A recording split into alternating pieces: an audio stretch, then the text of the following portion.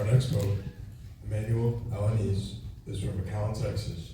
He majors in entrepreneurship and innovation and has participated in other poetry events back in high school. Please welcome Emmanuel Alanis.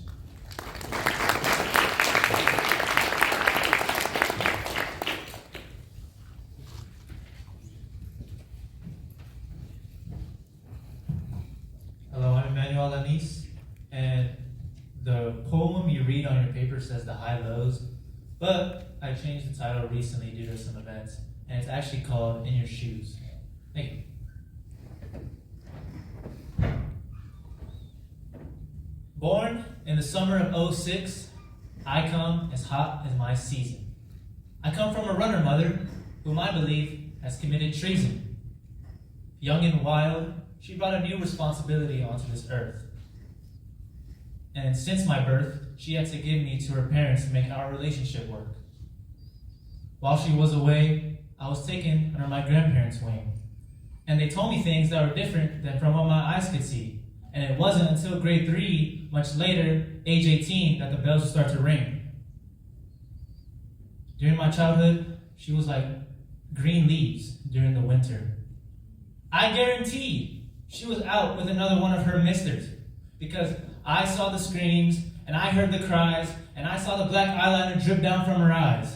And she told me everything will be fine. But I say talk is cheap, because you have me for a fool if you think I believe. What, am I not enough for you to be pleased? Where were you when I scraped my knee in my time of need? See, you act out your scene, yet I still feel unseen. Well, since you like to run so much, why don't you run back to me? And then came spring. Avant-dernier adieu. Let us be the few that get all points of view. Born in the summer of '89, when my mama was 16, I was the oldest of 3, living off of rice and beans, bouncing from house to house and dad to dad. That's a lot for a kid like me. But like every other kid, I have a passion, I have a dream. I could run forever with a full head of steam. I was the best on my team by miles, and still humble as could be. And at the same age as my mama, a new responsibility brought me stress. I loved him so much that I put running to arrest. I loved him so much that I'd do anything just for a couple of cents. My love for him is what made things go left, even though it wasn't my best. And now, I was starting to digress. My parents and I argued because of my ways. I cried and I screamed, and it felt like no one was on my team. And still, I told him that everything was fine. Although we both thought of it a lie, we did know one thing, that it was now up to the ticking hands of Father Time.